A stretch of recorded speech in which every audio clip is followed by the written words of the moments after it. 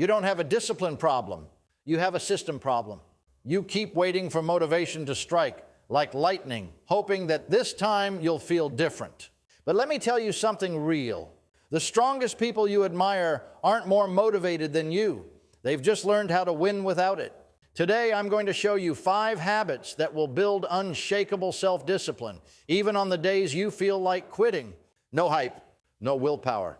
Just strategy, clarity, and the truth that sets you free. If you want to build self-discipline that actually lasts, you must stop asking yourself what to do and start asking who you are. The truth is, most people struggle with discipline not because they're lazy or incapable, but because they are trying to change their behavior without first changing their identity. They're fighting daily battles using a strategy that's broken from the start. And the harder they try, the more they feel like failures because they're relying on motivation to do a job it was never meant to do.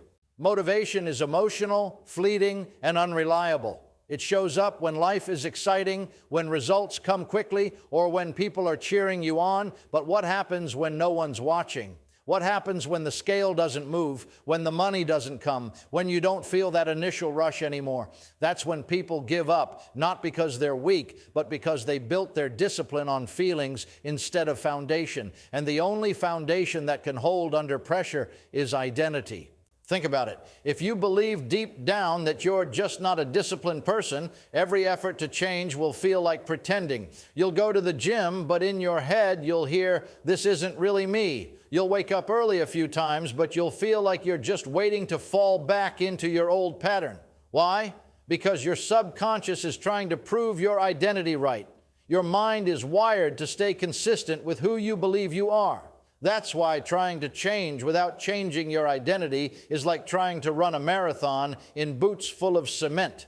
Now consider this. What if you stopped seeing discipline as something you have to force and started seeing it as something you are? What if, instead of saying, "I'm trying to eat healthy," you started saying, "I'm the kind of person who takes care of my body"? What if, instead of saying, "I want to stop wasting time," you told yourself, "I value every moment of my life, and I live with purpose"? These are not affirmations to chant once and forget. These are identities you begin to own, not because they're true yet, but because they become true the more you align your actions with them. Every disciplined action you take is a vote for the kind of person you want to become.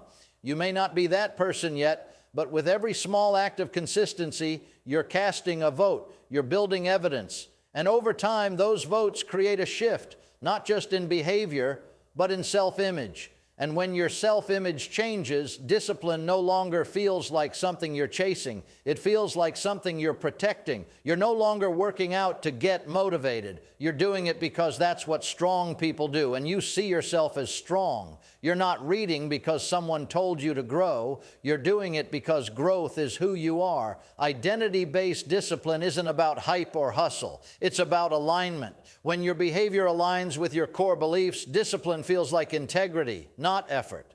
The reason so many people relapse into old habits is not because they didn't try hard enough, but because they were trying to live a new life with an old identity. They changed their schedule, but not their story. They changed their routine, but not their reason. And eventually, the pull of their former self-image dragged them back. That's why the real work of building self-discipline isn't about forcing yourself to wake up early or eat clean. The real work is looking in the mirror and asking, "Who do I believe I am?" and being brave enough to change that answer before the behavior changes. When you start with identity, you stop negotiating. You stop asking yourself if you feel like it today. You start acting from a place of ownership and purpose. You begin to move not because you're in the mood, but because that's what the person you've decided to become would do. You stop looking for shortcuts because you're not trying to escape the work. You're trying to embody the standard. And once you make that shift, discipline stops being a struggle and starts becoming your signature. If you rely on willpower to carry you through every important decision in your day, you will eventually burn out. That's not a flaw in you. That's simply how the human brain works. You weren't designed to wrestle with every choice. Decision fatigue is real, and the more you force yourself to choose discipline over comfort in the moment, the more likely you are to lose that battle over time. But the disciplined don't win because they're stronger. They win because they've removed the battle altogether. They don't rely on motivation. They rely on triggers. A trigger is a cue, a signal to your brain that it's time to start a specific behavior. And once that cue becomes automatic, discipline doesn't feel like a test anymore. It feels like a rhythm. When people say something is second nature, what they mean is that the brain has linked a cue to a behavior so tightly that it doesn't need much thought anymore. It's the reason you can get in your car, drive home, and barely remember how you got there. Your brain isn't lazy, it's efficient. It conserves energy by running habits. So if you want to become disciplined, you need to stop wrestling with decisions in the moment and instead preload those decisions into your environment through well-placed triggers. Let's say you want to build the habit of working out every morning. Don't leave it to chance. Don't wake up and ask yourself, do I feel like exercising today? That's not a fair question, because most days you won't. Instead, set a trigger. Lay out your gym clothes next to your bed the night before. Let your brain wake up to a visual cue that says, this is what we do. The trigger becomes the signal, and your brain begins to respond. Over time, the resistance fades, not because the activity is easier, but because the decision is no longer in question. Or maybe you want to start journaling at night. Don't just tell yourself you'll try to journal. Set a trigger. Place your journal on your pillow every morning, so when you come to bed, it's the first thing you see. The journal doesn't just sit there. It speaks. It says, this is who we are now. And when your actions are triggered by your environment instead of your emotions, discipline becomes less about force and more about flow. Excuses thrive in environments with no structure. When there's no clear cue to act, the mind fills the gap with doubt, hesitation, and delay. You'll say things like, I just didn't feel up to it, or I got busy, or I'll start tomorrow. These aren't failures of discipline. They're failures of design. You didn't lose the day because you're weak. You lost the day because you left too much room for negotiation. But once you install the right trigger, you reduce the space between intention and action. And in that narrow space, discipline is born. Your life is already full of triggers. Think about it. Your phone buzzes and you check it without thinking. A commercial comes on and you crave what it shows you. You walk into the kitchen and suddenly you're opening the fridge without any real reason. These are triggers, invisible cues that shape your behavior every single day. The key to mastering discipline is not avoiding triggers, but replacing them. If you want to scroll less, put your phone in another room and replace it with a book. If you want to eat better, fill the front of your fridge with prepped, visible, healthy options and hide the junk behind something inconvenient. The more friction you add to bad habits and the more simplicity you give to the good ones, the easier it becomes to stay consistent. At the core of every disciplined person is a system of intentional cues. They don't guess their way through discipline, they automate it. They build habits around when, where, and how they act, not just what they hope to do, because they understand the secret. When you build the right triggers, your discipline stops depending on how you feel in the moment and starts depending on what you've already prepared for.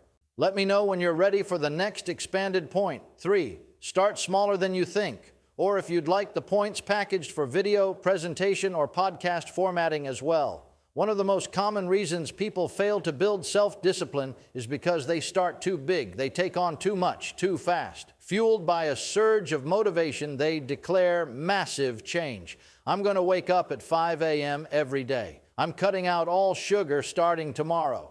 I'm working out 6 days a week, no matter what. And in the moment, it feels empowering. It feels like a new beginning. But here's what they don't realize. When you build too big, too soon, you build something that your life can't support. You create pressure instead of progress. And eventually, the structure collapses under the weight of your unrealistic expectations. Discipline is not about doing everything at once. It's about doing the next right thing consistently. And that next right thing is almost always smaller than you think. Real change isn't built on grand declarations. It's built on small, quiet choices that you repeat until they become who you are. The human brain isn't wired for radical overnight transformation. It's wired for repetition, for pattern, for stability. If your brain sees a habit as overwhelming, it will resist. But if it sees a habit as manageable, it will adapt. It will embrace the change because it doesn't feel threatened. This is why starting small is not weakness, it's wisdom. Starting small means understanding that habits are not about intensity, they're about sustainability. It's easy to do something for a week when motivation is high, but discipline is proven in week 5 when nobody's watching and the excitement is gone. And if your habit is too big to be repeated in those moments, it won't survive. But if it's small enough to do even on your worst day, it will outlive every excuse. Imagine this, instead of saying, I'll read 30 pages a day, you commit to 1 page, just 1. It sounds insignificant, but that 1 page done every day is more powerful than reading 30 pages sporadically, because the goal isn't the number of pages. The goal is to become a reader. The page is the habit. The identity is what it builds. And once your brain starts identifying with the habit, it becomes easier to expand it. You begin with 1, and soon 2 feels natural, then 5, then 10. Not because you forced it, but because it grew into your life instead of crashing into it. The same is true for fitness. Don't try to run 5 miles when you haven't walked around the block. Start with 10 minutes or 5 push-ups or a daily stretch. Something so small your brain can't argue with it.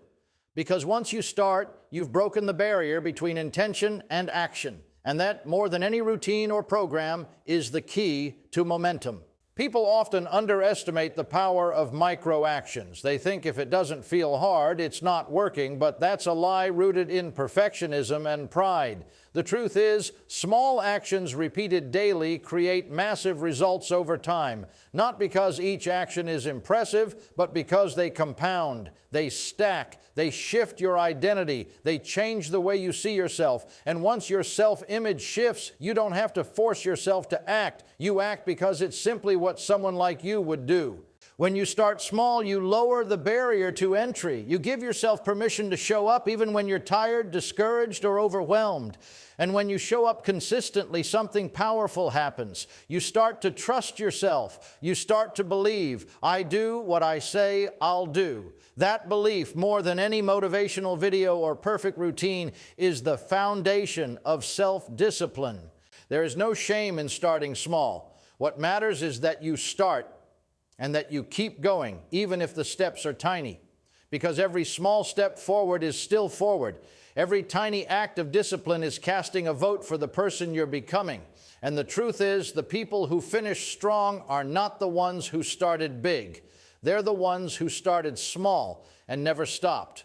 Most people put all their energy into the outcome they want, but they forget that outcomes are only ever the result of environments. You can have the most powerful goals, the deepest intentions, the clearest vision for your life, but if your environment doesn't support your habits won't survive. Discipline at its core isn't about pushing yourself harder, it's about making the right choice easier, and that begins not with inner strength, but with external design. It's easy to believe that disciplined people have more self-control, but the truth is they don't wrestle with as many temptations, not because they're better, but because they've made intentional decisions about what surrounds them. They've reduced friction. They've engineered their spaces to align with their priorities. And that makes discipline look effortless, not because it is, but because the environment is doing the heavy lifting. Let's make this real. If you're trying to eat healthier, but your kitchen is full of processed snacks, you've already lost half the battle before it begins. Every time you walk in, you're forcing your brain to choose between desire and discipline. And the more choices you have to make like that, the faster your willpower drains. But if you redesign that environment, stock your fridge with fresh ingredients, keep fruit on the counter, store the junk food out of sight, or better yet, don't buy it at all, you're removing the battle altogether. You're not just hoping to make the right choice, you're engineering it. Or maybe you want to cut down on your screen time. You want to read more, think more deeply, maybe even spend time journaling or creating. But if your phone is beside your bed, your notifications are on, your apps are one tap away, then the environment is constantly pulling you back into distraction. The moment of discipline doesn't begin when you reach for your phone. It begins when you decide where your phone lives. Put it in another room. Turn off notifications. Set screen time limits. Replace your nightstand with a book and a notebook instead of a charger. Make the default setting of your life support your goals. The disciplined person isn't someone who resists temptation all day long. It's someone who rarely needs to. That's not weakness. That's wisdom. It's understanding that the most powerful changes in life often begin with small, invisible shifts in what surrounds you, because what surrounds you shapes you, whether you realize it or not. Your environment isn't just your physical space. It's your digital space, your social space, even your mental space, who you follow online, what you listen to, what's on your walls, who you talk to every day. All of it is feeding something in you. And the question is it feeding the person you're trying to become or the person you're trying to leave behind? If you want to stay consistent with your habits, make your environment reflect your intentions. If you want to build a writing habit, don't wait for inspiration. Set up a dedicated space with your tools ready. Light a candle, close the door, set the tone. Let that space signal to your brain. This is where we show up. If you want to meditate or pray, create a corner with a cushion, soft light, maybe even a timer. That corner becomes sacred, not because of how it looks, but because of what happens there consistently.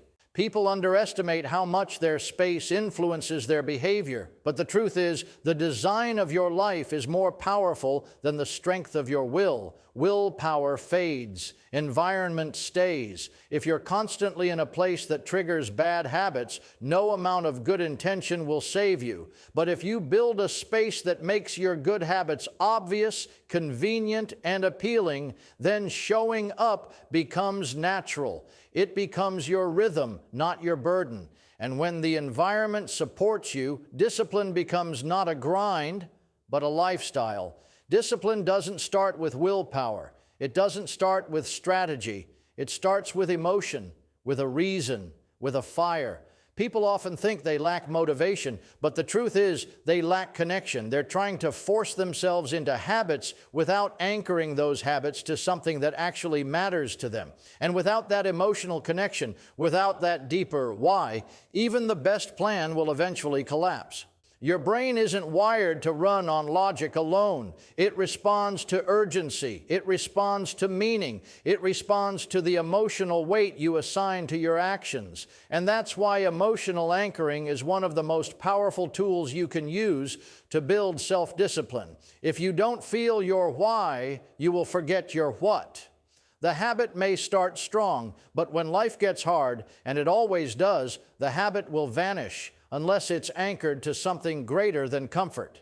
Think about a time when you truly followed through on something difficult. It wasn't because it was easy. It wasn't because you had perfect conditions or flawless willpower. It was because it meant something to you. Maybe you pushed through a late-night study session because you were the first in your family to go to college. Maybe you worked 2 jobs to support your children. Maybe you stayed up building a business or writing a book, not because you felt like it, but because something deep inside you refused to quit. That wasn't discipline powered by willpower. That was discipline powered by emotional clarity. So if you want to build discipline that lasts, go beyond surface level goals. Don't just say, I want to lose weight, or I want to make more money, or I want to wake up earlier. Ask yourself, why? Why does it matter to you? What happens if you don't change? What does your future look like if nothing shifts? Who gets hurt if you stay stuck, and who gets healed if you grow? The deeper you go with these questions, the more power you give to your habits, because now they're not just tasks, they're acts of purpose. Emotional anchoring turns a routine into a responsibility. You're not just journaling, you're learning to process emotions so you don't pass your pain on to others. You're not just exercising, you're breaking a generational pattern of neglect and choosing health over history. You're not just working hard, you're fighting for a future where your children don't have to struggle the way you did. When your habits are rooted in meaning, discipline stops feeling like a burden and starts feeling like a calling. And you don't have to keep that emotion locked inside. Externalize it, write it down, speak it aloud, create a reminder on your mirror or your phone screen. Journal about it every week. Visualize the outcome. See yourself at your healthiest, strongest, most fulfilled self, not as a fantasy, but as a result of the choices you're making now. When you connect your present discipline to your future identity, your actions begin to carry emotional gravity. You're not acting out of pressure, you're acting out of purpose. One of the most powerful ways to deepen your emotional anchor is to involve others. Tell someone you trust why this matters. Declare it. Let them hold you accountable, not just to the behavior, but to the belief behind it. When others witness your commitment, when they reflect back your reasons to you, it reminds you that this path is not just about your own growth. It's about legacy. It's about impact. It's about choosing to rise, not only for yourself, but for the people who need you to rise. Emotional anchoring is not a one-time decision. It's a practice. Revisit it regularly. Reconnect to the reasons. Let them evolve. Let them deepen. Because when the excuses show up, and they will, it's not logic that will save you. It's love. It's vision. It's that ache in your chest that says, I refuse to go back to who I used to be. That's the kind of discipline that doesn't fade when the mood changes. That's the kind that endures. One of the most damaging lies people believe about discipline is that it requires perfection. That if you miss a day, stumble, slip, or fall short, the habit is broken, the progress is ruined, and you have to start all over again. But that's not how real growth works. That's not how transformation is built. Discipline is not about being flawless. It's about being faithful. It's about showing up, not because you never mess up, but because you've decided that progress matters more than perfection. Perfection is a trap dressed up as a standard. It whispers, if you can't do it right, don't do it at all. It convinces you that missing one workout means you've failed your fitness journey, that one bad meal erases weeks of eating clean, that skipping one journaling session means you're not consistent. But perfectionism is not the voice of discipline. It's the voice of shame. And shame is a terrible motivator. It will never push you toward growth. It will always pull you back into hiding. True discipline understands that progress is the goal, not performance, not image, not comparison, just progress. Did you show up today? Did you try again? Did you take one more step, no matter how small? Then you are growing, you are building, you are winning. This is why tracking matters, because your emotions are not reliable judges of progress. On the days when you feel like you're failing, you need something objective to remind you of how far you've come. You need a record, a rhythm, a pattern you can look back on and say, I may not be where I want to be, but I'm not where I used to be. Tracking is how you measure faithfulness. It's how you separate truth from feelings. And it's how you build momentum. And don't overcomplicate it. You don't need expensive apps or fancy spreadsheets. Start with a notebook, a wall calendar, a habit tracker printed from the internet. Mark an X every day you show up. Write one sentence about what you did. Give yourself visual proof that your effort counts. Because when you see your own consistency staring back at you, something powerful happens. You begin to believe in yourself again. And belief is where discipline becomes identity. Once you believe, I am someone who shows up, that belief shapes your behavior. You're no longer forcing habits from the outside in. You're living them from the inside out. You're not trying to become a disciplined person. You are one, and your track record is the evidence. But let's be honest, tracking progress also requires humility. It means accepting that you won't be perfect. It means seeing the gaps in your streak and choosing not to use them as evidence of failure, but as invitations to return. Because missing one day never ruined anyone's progress. But quitting after that day, that's what stops the momentum. And you only quit when you expect perfection instead of valuing progress. There's an old saying, what gets measured gets managed. That's not just about business, it's about behavior. If you don't measure your growth, you'll always underestimate it. If you don't track your effort, you'll always feel like you're not doing enough. And that constant feeling of not enoughness is what steals your fire. But when you track, when you document, when you acknowledge, even quietly, that you're moving forward, you give yourself permission to keep going. Not because the journey is easy, but because it's worth it. And most importantly, tracking progress trains your mind to value effort over outcome. You're no longer just chasing results, you're honoring the process. And when the process becomes the reward, discipline becomes sustainable, because it's no longer about proving something to the world. It's about building something within yourself, quietly, steadily, authentically. Too many people sabotage their self-discipline by becoming their own worst critics. Instead of recognizing their effort, they obsess over their shortcomings. Instead of celebrating progress, they fixate on flaws. And instead of building momentum through encouragement, they drain it through constant self-judgment. They think criticism will push them further. They believe being hard on themselves will make them stronger. But the truth is, shame doesn't create growth. It creates paralysis. Discipline doesn't flourish in the soil of harshness. It grows in the environment of belief, grace, and celebration. When a child takes their first steps, no one stands over them saying, "You're doing it wrong." Nobody says, "Why did you fall again?" Instead, we cheer, we clap, we celebrate the fact that they even stood up, because we know the stumbling is part of the process. The falling is not failure, it's evidence that they're learning how to walk. So why do we stop treating ourselves that way as adults? Why do we expect our growth to be immediate, perfect, and polished when all real progress is messy, uneven, and filled with missteps?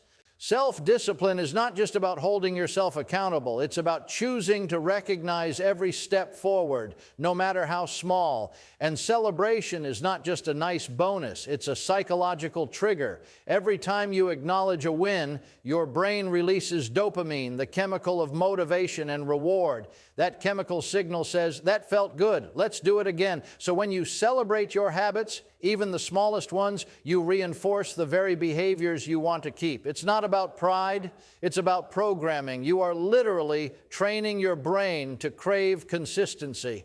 The people who build lasting discipline aren't the ones who shame themselves into submission.